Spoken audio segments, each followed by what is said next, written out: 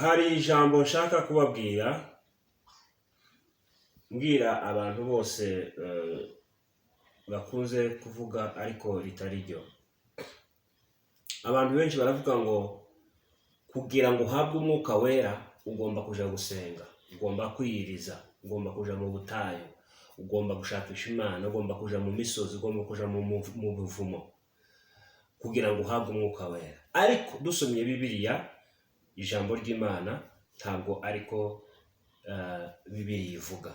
Nshingiye ku byanditswe bibiri, hari icyanditswe kiri mu Baefeso igice cya mbere murongo wa 13, hatubwira ko ari we natwe ngo twizeye, ngo tumaze kumva ijambo ry'ukuri ry'ubutumwa bwiza bwa kiza kacu, ngo tumaze kumwizera ngo adushiraho ngo ikimenyetso cy'umwuka wera.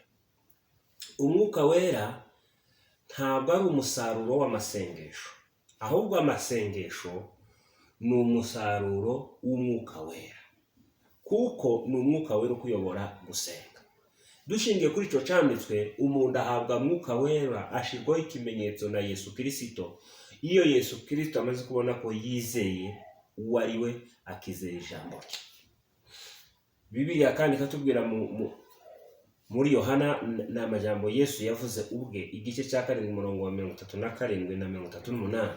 Yaravuze ngo uzera Yesu Kristo, kuko ibyanditswe bivuga ngo imigezi y'amazi y'ubugingo ngo izadudubiza iva mu nda.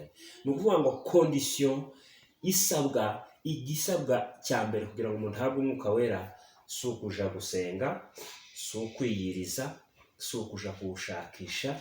Tuba tumenya ko umwuka wera ari isezerano twahawe, ariko kugira ngo tumuhabwe Yesu yagombaga guhabwa ubwiza. Bivuga iki? Yagomba gupfa, agahambwa, akazuka. Kuko umwuka wera ni ikimenyetso cy'isezerano risha, cy'abantu bo mu isezerano risha. Mva nkubwire ibindi bintu bibiri bikwereka kuko gusenga, umuntu usenga ahubwo abiterwa n'umwuka wera, ahubwo ataja gusenga ngo ahabwe umwuka wera. Bibiliya tubwira ati Yesu Kristo ngo amaze kubatizwa, ngo umwuka wera nguza mu shusho y'inuma ngo mumanukiraho, ngo amaze kuva mu butayu ngo ajanwa n'umwuka wera mu butayu gusenga. Ntabwo umuntu aja gusenga ngo ahabwe umwuka wera, ahubwo ajanwa n'umwuka wera kuja gusenga. Nimba uja gusenga gushaka umwuka, ni ukuvuga ngo amasengesho yawe ni ay'idini, si amasengesho Imana yemera. Isengesho Imana yemera ni isengesho wayobowemwo n'umwuka wera, wajanywe n'umwuka wera kugira ngo aguse. Ntabwo rero ibyo dukora byose tubishakisha ngo nitumara tubihabwe, oya, ahubwo umwuka wera arabiduha tukabona kubikora. Pawulo yaravuze mu Efeso igice cya 6 murongo wa 18, aravuga ngo musengeshe umwuka ngo mu buryo bwose bwo gusenga.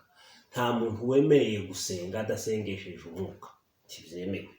Niba uvuga rero ngo wewe wagiye gusenga ushaka umwuka, warabicuritse. Siko biri. Umwuka wera akurimo atari rezilita y'amasengesho. Niyo mpamvu abantu benshi birata ko bafite umwuka kuruta abandi, batekereza kuko ari bamushakishije, bamuhingiye, bamukoreye nka kurya umuntu akorera amafaranga akubaka inzu abandi ntibayigira, agakora ibikorwa byiwe. Oya, umwuka wera mu buzima bwawe ntabwo ari igikorwa wakoze, ntabwo ari igikorwa kizanwa no kwiyima no kwiyiriza.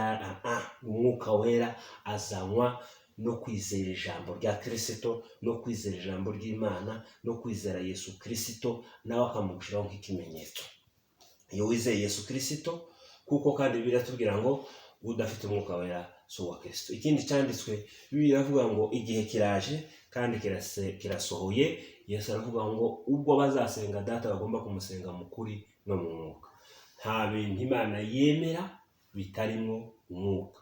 Rero ducurukura ibintu, tureke kuvuga ati ngo tuye kuwushaka, ngo tuye gushaka amavuta, ngo tuye gushaka iki. Intego yo kuja gusenga ni ukugira ngo wowe uhinduke, ni ukugira ngo ubusabane bw'Imana bukurimo, ijuru rikurimo, Imana igutuyemo ikomeze iguhindure, igukure ku rwego rumwe igushitse ku rundi. Rero amasengesho yacu agomba kuba resulta y'umwuka wera uturimo.